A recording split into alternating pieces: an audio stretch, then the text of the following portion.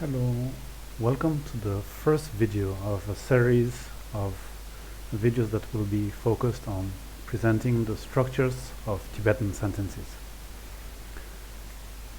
So for this series we will be looking at how Tibetan structures are constructed, not looking either from the point of view of traditional Tibetan grammar, nor from the point of view of modern grammar that is presented from the study of linguistics or Tibetology. This is way more complicated than what we need in order to create and to produce well-constructed sentences in Tibetan in order to speak. So we will be focusing on something that is much simpler than that. The format that I am proposing is something that starts by looking at the basic unit of what a sentence is. A sentence understood as a group of words organized in components that serve the purpose of conveying the idea of one action, something that is happening. For example, let's say that we want to convey the fact that someone is eating an apple. Let's say the sentence, the man is eating an apple. The main idea is conveyed through the verb, which is to eat. And so together with it, then we know that in English, if we were to express the fact that there is someone who is doing the action of eating an apple, we have to have three components. The man on the one side, then eats in the middle, and an apple at the end.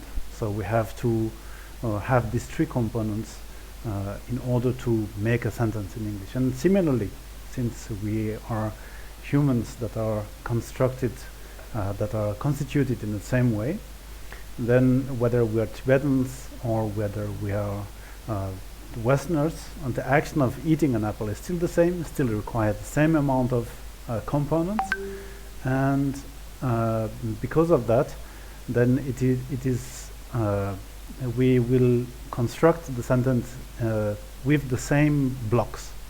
What will change is the way that we organize these blocks, and sometimes what will also change is the details of how we think about an action. But all of this we'll see later. And what I want to say is that for the moment we are going to focus on verbs, because the verbs are the kernel or the most important things of what we want to convey in a sentence. They are actually showing what is happening and what we want our interlocutor to know. And so because of that, we are going to focus in this series of videos about the Tibetan sentence structures on verbs. And the way we are going to do it is that once you take a verb, for example, to eat, you know that it requires three components, like we have seen. Similarly, if you take the verb to go, then you will have three components as well. The first one will be the person who is going. The second one is where we are going, and the third one will be where the action of going. So we have these three components. And so here we'll be focusing on that. And so each verb together with the verb brings what are the components that are required in order to create a sentence that contains all the elements that are necessary in order for the person to understand what we want to say. But also we can add things. For example, we can add the fact that it is the action of eating an apple for this person happens today. And so in order to that, we'll add to the sentence that we have created before, which contains all the canonical blocks, the main blocks. We'll add today, comma, the man eats an apple or is eating an apple. And so similarly, we can add other optional groups of things that will convey more meaning or that will add more detail, etc. So all of this we'll see also, but together with verbs, together with concrete sentences that carry a meaning and that have a certain amount of components, etc. And so all of these we will be seeing together with verbs. So now let's look at an example in Tibetan. So we have, let's say we want to talk about this action here. There's this little girl who is eating some momos. And so how do we think about this action? How do we create a sentence that will express the fact that she's eating an apple? So we have, like I just said before, three components. First there's the person, Trashi, that is here. And then in the middle, in the green oval shape, you have the momo, what she's eating. And then on the just beside me, there's the action of eating. And each of these, so Trashi is her name, like you can read it. Momo is the object that is eaten, and then the sagido. So it is the verb sa together with the conjugation. Now let's look at how these components are organized. So the first thing to know about Tibetan language is that the most important thing, so the kernel of the sentence is the verb. Just like in English, it is to eat. Everything revolves around the action. And so here in this case, as you see, the verb is put at the very end of the sentence. And the implication that this has is that everything that is close to the verb is going to be considered important, and the further you go from the verb, the further away you are in terms of importance also. And so here, as we can see, momo, so what is eaten, is more important to know than who is eating, because this, especially something that Tibetan language does, is to leave the subject to be inferred from the context, either from the previous sentences or from the physical context in which we are. If I'm seeing a little girl in front of me who is eating, I can simply say, oh, momo sagido, instead of having to use the subject. And so this is the first thing. In English, it is the opposite. The verb is not located at the very end, but it is located in the middle. And because of that, you would have Trashi eats momos. And so eats being in the central position, we know that everything that comes before is the subject, and what comes after is the object. That's how English language organizes these three elements. And Tibetan, since it is leaving the verb at the end, it needs to organize everything that precedes in a way so that speakers can know who is the subject, who is the object. The first thing that helps know is the order. So we know that what comes right before the verb is the object, and right before the object there will be the subject. But as I was just saying before, there can be cases when I'm not going to use or to say who the subject is. For example, like I had this little girl in front of me, and I say, "Oh, momo sakido." I will not say.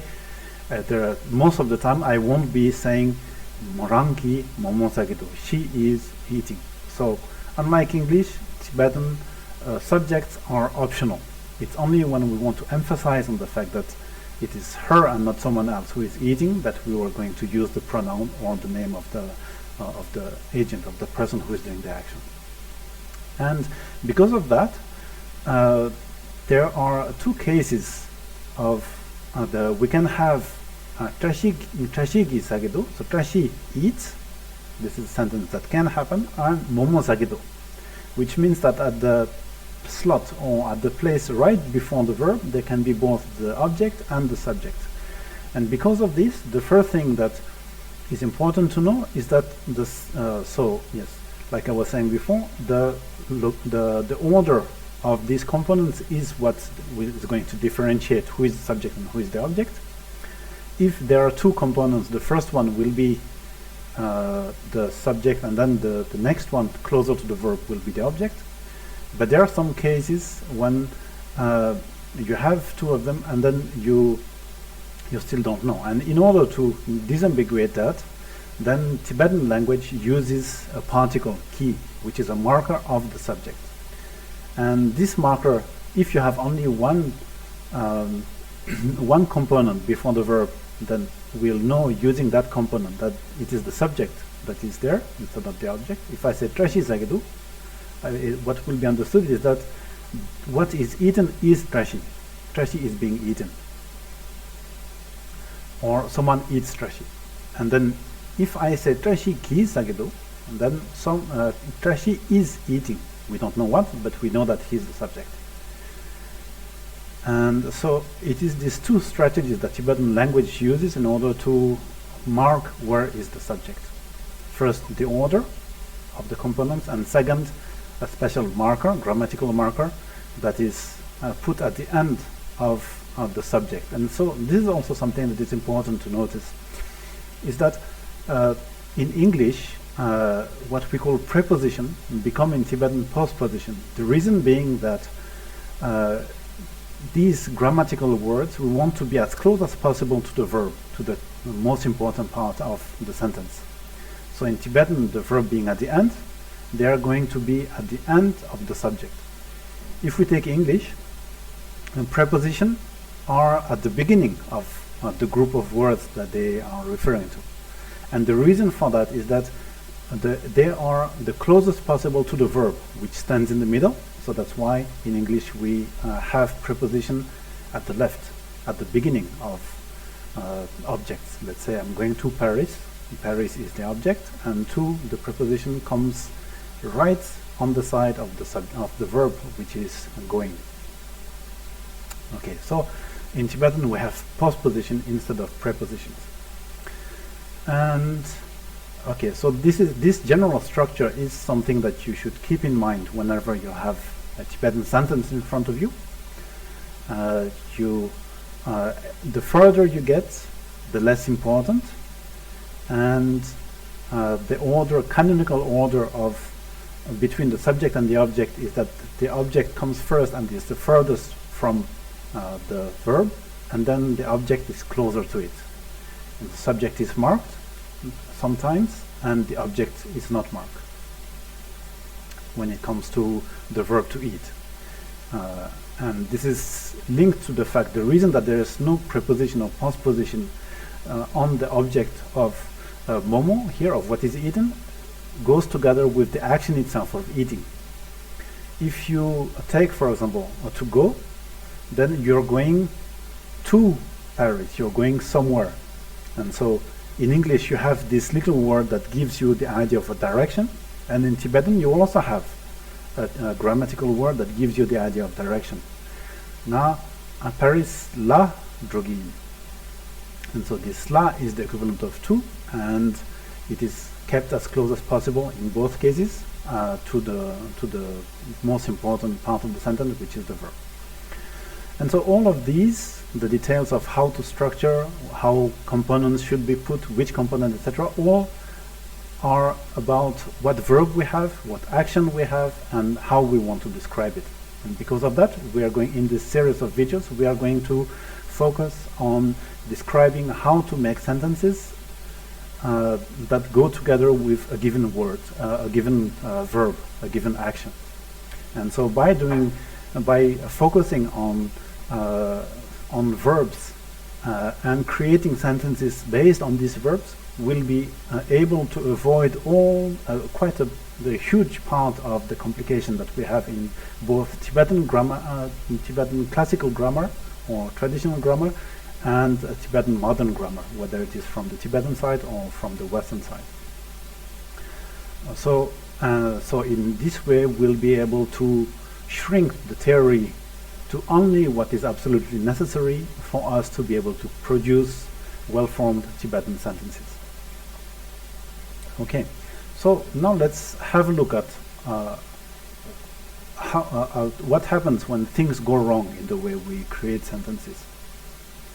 So, yes, this way. Here we have someone who made a sentence. Tashi momoki sagedo. So as I said before, the marker of the subject is very important. It is what will decide who is the subject.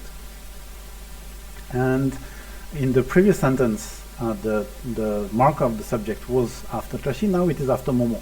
And because it is after momo, then we know, so the person who reads or hears the sentence knows that Tashi was left alone first, and then it does not have any specific marker. There's another component in the sentence that has the marker of the subject, so that must be the subject. Momo is the subject here in this case, and Trashi, because it doesn't have any marker, is left as the object of the sentence. And so now Momo becomes the subject, Trashi becomes the object of the action, and what happens is what we see down there, poor Trashi being eaten by a Momo.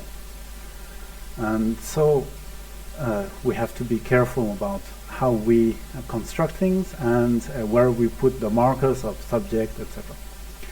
And so it is these things that we will be going through in the next videos, looking at different verbs and seeing how we can construct the meaning, how we can further elaborate and give optional details about the action, and thus say everything that we want to say in Tibetan sentences. So in short, as for the information, the new information that I have given here, Tibetan language, just like all languages, organize sentence around verbs, and Tibetan language has verbs that come at the very end of the sentence. Being at the very end, it means that whatever is closer to it is important, and the furthest you go, the least important things are. And then the next thing is that the order in which elements in a sentence usually occur is that first there's the subject. It can be marked, if it is an active subject, then it will be marked by the subject marker, E. And right after that comes the object, and right after the object comes the verb. So this is how normal Tibetan sentence are structured, and so the place where you will put the subject marker is important, because it will make the component where you add this marker the subject of the action, the agent of what is happening. Yes, okay, so I think that it is everything that I needed to say for this video. And so please, this video will be posted, yes, it is posted on Lopenlink, so please say down here in the conversation everything that you want to discuss, and we are going to answer there. And every time there's a new video, please don't hesitate to react and then to nourish the conversation in this way. Thank you for watching, and see you next time in the next video.